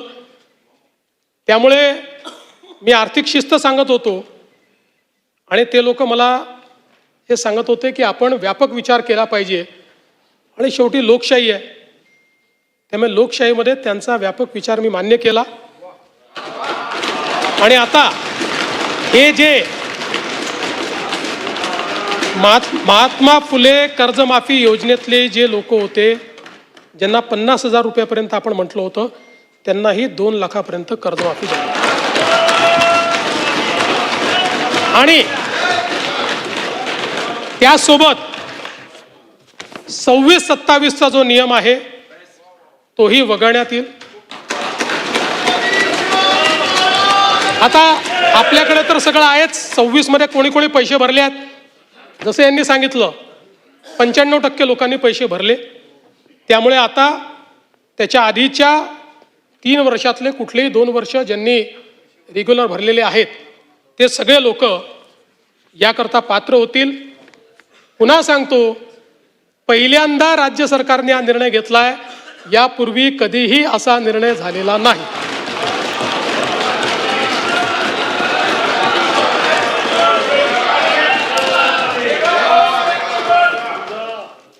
कापसाच्या खरेदीच्या संदर्भात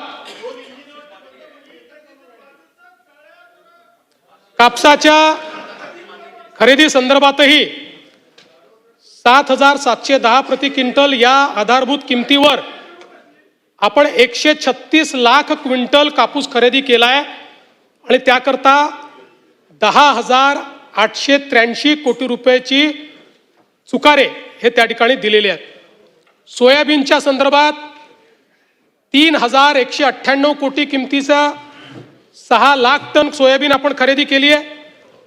कांद्याच्या संदर्भात जवळपास 14,687 मेट्रिक टन कांदा खरेदी केलाय आणि कांद्याचा खरेदी दर आपण 2125 केल्यामुळे आता बाजारामध्ये तो 2500 ते 3,000 इथपर्यंत पोहोचलेला आहे. सुधीर भाऊंनी मला धानाच्या बोनस संदर्भात चिठ्ठी पाठवलेली आहे. सुधीर भाऊ, ते आपल्याला द्यायचंच आहे. आहेच आणि त्याचा योग्य वेळी निर्णय करणारच आहोत. आत्ता फक्त कॅश फ्लोचा प्रॉब्लेम कर्जमाफीमुळे आहे.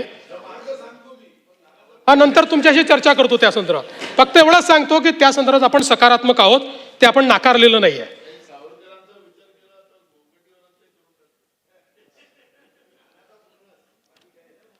अध्यक्ष महोदय, काही सदस्यांनी हे जे काही लोड शेडिंग आमच्याकडे होतंय असं त्या ठिकाणी मांडलं.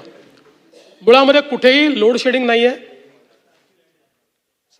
32,000 मेगावॅटची मागणी यावेळेस आपण पूर्ण केली. केवळ 2 दिवस आपण, जेव्हा आपले काही संच बंद पडले होते त्यावेळेस आपण त्या ठिकाणी 500 मेगावॅट कमी होतो.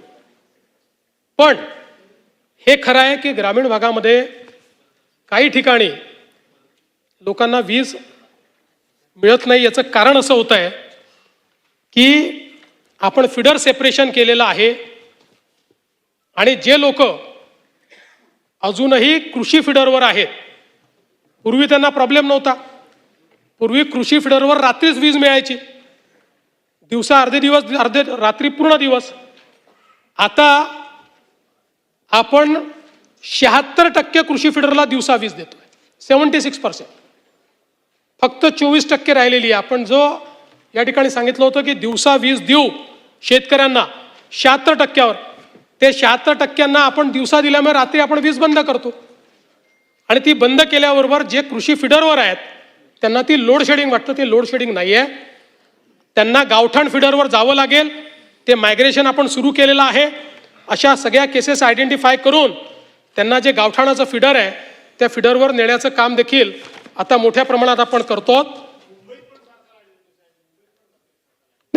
थोडे बहुत त्याच्यामध्ये आता जसं मी उदाहरण सांगतो की वसई विरारला आता 3 दिवस आपण लाईट बंद ठेवले, 3 दिवस ठेवावे लागले. आता त्यातनं हे लक्षात आलं, आत्तापर्यंत जे लो लाईंग एरिया वाटत नव्हते तेही आहेत. आता तिथेही आम्ही योजना करतो आणि सगळं पॉवर इन्फ्रास्ट्रक्चर हे उंचीवर तयार करायचं, स्टेज करायचं आणि त्याच्यावर उंचीवर तयार करायचं.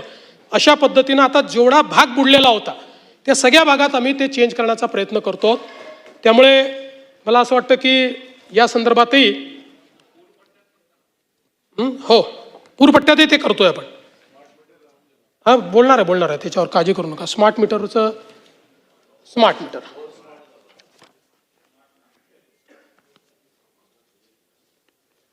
खरं म्हणजे राज्यामध्ये आता तर देशातच सगळीकडे स्मार्ट मीटर लावणं कंपल्सरी झालंय.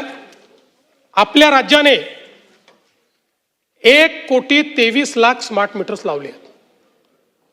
म्हणजे आपण मोर दॅन 50% आता पोचलेलो. 1,23,00,000. यामध्ये तक्रारी किती ग्राहकांकडनं आल्या? 3,92,000 ग्राहकांकडनं तक्रारी आल्या. जिथे तक्रार आली तिथे आपण दुसरं मीटर घेऊन जातो आणि त्यांच्यासमोर तपासणी करतो. ही तपासणी केल्यानंतर केवळ 210 तक्रारींमध्ये तथ्य आढळलं. म्हणजे 0.0017%. आणि एवढंच नाही तर आपण काही प्रमाणात स्मार्ट मीटर वापरणाऱ्यांना दिवसाला विजेची सवलत देखील दिली आहे. पण आता यावेळेस एक गोष्ट मात्र निश्चितपणे झाली. काही लोक म्हणतात की आमचं बिल जास्त आलं.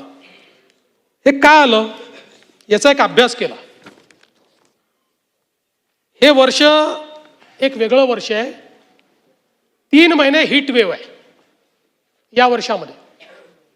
आणि त्यामुळे आपण बघा की उन्हाळ्यामध्ये आपलं जे कन्झम्पशन 28,000 मेगावॅट असतं ते सातत्याने 3 महिने 32,000 मेगावॅट आहे. म्हणजे 4,000 मेगावॅट अधिकची वीज आपण वापरतो. त्याचा परिणाम काय होतो? म्हणून एक आपण स्टडी केला बदलापूरला. हवामानातल्या बदलामुळे आता बदलापूरमध्ये जे काही सरासरी कमाल तापमान जे आहे हे साधारणपणे मे 25 मध्ये 38 डिग्री होतं. ते मे 26 मध्ये 43 डिग्री झालं. 5 डिग्रीनी वाढलं. आणि सातत्याने हीट वेव्हमध्ये ते 5 डिग्रीनी पुढे होतं. आणि साधारणपणे पाऊस देखील जवळपास 1 महिना उशिरा पडला. पाऊस पडला की थोडं डिमांड कमी होते लोकांचं. आता याच्यामध्ये वीज वापर समजा 1 BHKचं कुटुंब आहे. साधारण 1.5 टनचा AC आहे, फ्रीज आहे आणि पंखा आहे. अशा घरामध्ये बिल येत होतं 270 युनिट्सचं. यावर्षी वापरले गेले 270च्या ऐवजी 415 युनिट. त्यामुळे मासिक बिल 2,500वरनं 5,000 झालं. का झालं? आपण जेव्हा 300 युनिटपर्यंत आपण स्वस्तात वीज देतो. 300 युनिटच्या वर गेलं की 5 रुपयांनी वाढ होते आणि 500 युनिटच्या वर गेलं की अजून 2 रुपयांनी वाढ होते. टेलिस्कोपिक पद्धत आहे. आणि या टेलिस्कोपिक पद्धतीमुळे ज्याचा 270 युनिटचा वापर होता त्याचा 415 युनिट झाला. 2 BHK जो आहे याच्यामध्ये त्यांचा वापर अंदाजे 425 युनिट होता, तो झाला 655 युनिट. आणि 4,500वरनं 8,000वर त्यांचं बिल गेलं. 300ची मर्यादा ओलांडली, इकडे 500ची मर्यादा ओलांडली. आणि म्हणून याचा काही स्मार्ट मीटरशी संबंध नाही. जिथे स्मार्ट मीटर लागलं नाही त्याही ठिकाणी अशाच पद्धतीची बिलं आलेली आहेत. कारण एक्सटेंडेड उन्हाळ्यामुळे आणि हीट वेव्हमुळे विजेची मागणी अधिक होती आणि जास्त प्रमाणात वीज आपण वापरली आहे. नाही, सोलरवाल्यांना येऊ नाही शकत. तुम्ही द्या ना, अशी असेल केस येऊ नाही शकत. त्याच्यामध्ये तो एक वेगळी केस आहे नाना भाऊ. त्यांच्या प्रॉफिटमध्ये थोडा आपण शेअर घेतलेला आहे. त्यांना प्रॉफिटच आहे. आणि ते कुठले 10 किलोवॅटपेक्षा मोठे, छोट्यांना तर काहीच नाही. यामध्ये खतांचे भाव वाढले या संदर्भात एक विषय आला. युरिया आणि DAP याच्या किमतीमध्ये कुठलीही वाढ झालेली नाही. त्याची वाढ त्याच्यामध्ये उलट या जागतिक परिस्थितीमध्ये जगातले भाव वाढल्यानंतर केंद्र सरकारने आपलं अनुदान वाढवलं आणि त्याचे भाव जे आहेत ते स्थिर ठेवलेले आहेत. इतर गोष्टींमध्ये काही भाव वाढलेले आहेत, हे मात्र नक्की आहे. त्यानंतर एक बीड जिल्ह्याचा 800 कोटीचा विमा प्रलंबित आहे, ही चुकीची माहिती आहे. असा कुठलाही 800 कोटीचा विमा प्रलंबित नाही. उलट सुरेश धस साहेबांनी मांडलं या बीड जिल्ह्यामध्ये जो काही घोटाळा त्या पीक विम्यामध्ये झाला त्याच्यामुळेच आपण सगळे आता या नवीन पद्धतीकडे आलेलो आहोत. यासोबत कृषी समृद्धी योजनेमध्ये 5,000 कोटी रुपये द्यायचे होते, ते दिले नाही असं सांगितलं. हे खरं आहे, आपण हे ठरवलं होतं की 5,000 कोटी दरवर्षी द्यायचे. 2,000 कोटीच आपण आत्ता दिले आहेत, पण उर्वरित पैसे देखील आम्ही त्या ठिकाणी पुरवणी मागण्यांच्या माध्यमातून निश्चितपणे देऊन आणि इथलं जास्तीत जास्त जे काही काम आहे ते आपण पूर्ण करू. ठिबक सिंचनच्या संदर्भात 217 कोटी रुपये आता केवळ पेंडिंग आहे. तेही पैसे आता आम्ही देऊन टाकू आणि संपूर्ण त्याचं जे काही ठिबक सिंचनचं बिल आहे ते पूर्ण करू. एक खतांच्या रेक पॉईंटबद्दल भंडाऱ्याचा विषय भोंडेकरांनी मांडला होता. त्यामध्ये तुमसर टाऊन इथे एक नवीन रेक पॉईंट आपण तयार करतो आणि गुड शेड आणि सोयीची कामं आता अंतिम टप्प्यामध्ये आहे आणि त्या संदर्भात आता आपण कळवलं देखील आहे की इथे आपल्याला सुरू करता येईल. बोगस बियाण्यांच्या संदर्भातला विषय एक मांडण्यात आला. हे खरं आहे की सोयाबीनच्या संदर्भात उगवण क्षमता कमी असलेल्या असे काही बियाणं त्या ठिकाणी आहे अशा तक्रारी आपल्याला प्राप्त झाल्या. एकूण आपण 5,580 नमुने घेतले होते. त्या नमुन्यांमध्ये 367 नमुने जे आहेत हे आपल्याला अप्रमाणित किंवा उगवण क्षमता कमी असलेले आढळून आले आहेत. मोठ्या प्रमाणात त्याच्यावर कारवाई आपण सुरू केलेली आहे. यावर्षी 1141 विक्री परवाने निलंबित केले आहेत. 242 विक्री परवाने हे रद्द केलेले आहेत आणि या अनियमिततेच्या अनुषंगाने 113 गुन्हे हे आपण त्या ठिकाणी दाखल केलेले आहेत. यासोबत एक शेतकरी ॲग्रो कंपनीचा बोगस मिश्र बिया खतांची विक्रीच्या संदर्भातला विषय, त्यांच्यावरही कारवाई आपण त्या ठिकाणी केली आहे. पीक विमा सॅटेलाईट पीक कापणी या संदर्भात प्रताप अडसडांनी सांगितलं. त्यात आपण 50% प्रतापदारा सॅटेलाईटच्या माध्यमातून आणि 50% प्रत्यक्ष कापणी अशा प्रकारचा हायब्रिड प्रयोग करतोय. पण पुढच्या काळात आपण जसं सांगितलं नवीन DCS पद्धती आणून याला फुली डिजिटल कसं करता येईल त्या संदर्भातला आपला प्रयत्न आहे. नैसर्गिक शेतीच्या संदर्भात आपण अनुदान जे आहे ते ठेवलेलं आहे आणि ते योग्य ठिकाणी देण्याचा प्रयत्न आपला असणार आहे. बूस्टर सीड वगैरे या संदर्भात काही तक्रारी आपण केल्या आहेत, त्याही तक्रारींच्या संदर्भात आपण कारवाई केली आहे. एक जितेंद्र आव्हाडजी आणि जयंत पाटीलजींनी रतनशी प्रेमसी ट्रस्टच्या संदर्भातला मुद्दा मांडला आहे. त्या संदर्भात आव्हाडसाहेब आता त्या फेन्सिन इन्फोटेक LLP व्यवहारामध्ये 5.25 कोटी रुपये मुद्रांक शुल्क आकारण्यात आलेले आहे. त्यामध्ये ती त्रुटी राहिलेली नाही. मात्र या संदर्भात आपण अनेक आरोप केलेले आहेत. फक्त आत्ता यातला प्रश्न एवढाच आहे की सर्वोच्च न्यायालयाने याच्यात स्टेटस को देऊन ठेवलेला आहे. त्यामुळे त्या स्टेटस कोमुळे म्हणजे याही बाजूने नाही त्याही बाजूने कुठली कारवाई त्याच्यामध्ये करता येत नाही आहे. तथापि आपण काही नवीन मुद्दे मांडले, त्या मुद्द्यांचीही दखल घेऊन त्यावर योग्य ती कारवाई ही आपण निश्चितपणे करू आणि आपण मांडलेल्या ज्या गोष्टी आहेत त्या लॉ अँड ज्युडिशरी विभागाला पाठवून त्यांच्यामार्फत तेच सांगतो की लॉ अँड ज्युडिशरी मार्फत ते चॅरिटी कमिशनरकडे पाठवण्यात येतील. नाही तसा लावता येत नाही ना, म्हणजे आपल्याला काय हा कायदा आपल्याला माहिती आहे. या कायद्यामध्ये आपल्याला डायरेक्ट ॲडमिनिस्ट्रेटर लावायचा अधिकार नाही आहे. आपल्याला फक्त या तक्रारी चॅरिटी कमिशनरला पाठवाव्या लागतात. चॅरिटी कमिशनर जे आहेत ते स्वतः जज असतात, ते सेशन्स जज असतात, त्यामुळे ते त्या संदर्भातली सुनावणी घेत असतात. एक प्रवीण दटके आणि नानाभाऊ तुम्ही देखील जे प्रदूषण आपल्या वैनगंगेत होतं तो मुद्दा मांडला. तर दटके साहेब आपल्याला दोघांनाही सांगतो की आता नाग नदी जलशुद्धीकरण प्रकल्प सुरू झालेला आहे. 2400 कोटी रुपये आपल्याला जायकाच्या माध्यमातून मिळालेले आहेत. या संदर्भात नवीन सांडपाणी प्रक्रिया केंद्र, 520 किलोमीटरच्या लाईन्स आणि 7 पंपिंग स्टेशन आपण उभारतो. नाही ते केलं तरच याचं पूर्ण आंतरराष्ट्रीय संस्थेने त्याचा अहवाल तयार केला आहे. तथापि आपलंही आपण म्हणणं त्याच्यामध्ये निश्चितपणे ऐकून घेऊ. तिरी आणि मिशीच्या संदर्भातला विषय आहे तो निश्चितपणे लक्ष घालण्यात येईल.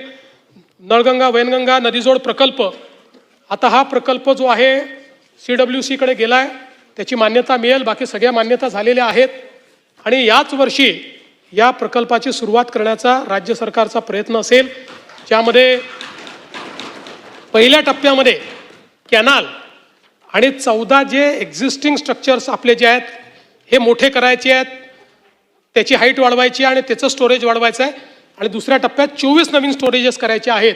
अशा दोन्ही गोष्टी या ठिकाणी निश्चितपणे करण्याचं राज्य सरकारचा मानस आहे. या व्यतिरिक्तच्याही जेवढ्या नदीजोड प्रकल्प आहेत हे सगळे आता अंतिम टप्प्यामध्ये आहेत, DPR स्टेजमध्ये आहेत. यांचा DPR झाला की त्यालाही CWCची मान्यता जी आहे ती मान्यता आपण त्या ठिकाणी घेऊ. सुरेश धस साहेबांनी देखील काही मुद्दे मांडलेले आहेत, त्या सगळ्या मुद्द्यांवर येत नाही. मला असं वाटतं या सगळ्या मुद्द्यांचं योग्य ते जे काही उत्तर आहे ते मी या ठिकाणी देईल.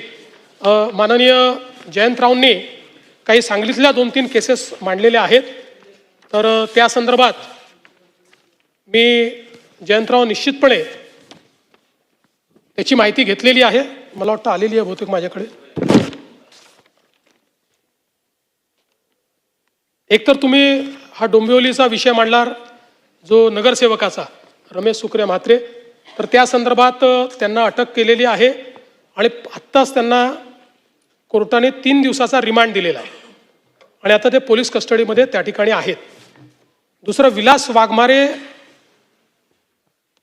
दुहेरी हत्याकांड आणि दादासाहेब वाघमारे यांचं अपहरण या संदर्भात गुन्हा त्या ठिकाणी दाखल झालेला आहे. ही घटना मला असं वाटतं पहिली घटना जी आहे ती 2023ची आहे आणि जे जुने आरोपी आहेत 26चे आरोपी पकडले आहेत, पण जुन्या आरोपींचा 26च्या घटनेत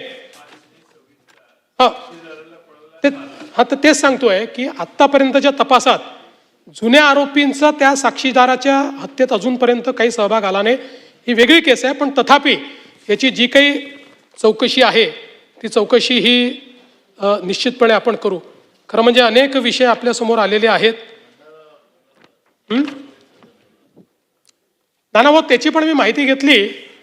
आता ठीक आहे, आता तुम्ही म्हटलंय तर तुम्ही सांगितलेलं सत्य मानून त्या संदर्भात पुन्हा माहिती घेईल.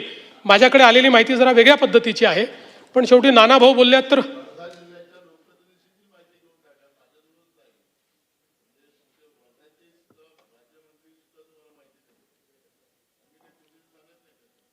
नाही, मी म्हणूनच तुम्ही सांगताय म्हणून पुन्हा माहिती घेईल. आत्ता माझ्याकडे जी माहिती आली आहे ती माहिती आपल्या माहितीपेक्षा विसंगत माहिती आहे आणि म्हणून आपण सभागृहात उपस्थित केल्यामुळे पुन्हा त्या संदर्भातली माहिती ही निश्चितपणे मी घेईन. खरं म्हणजे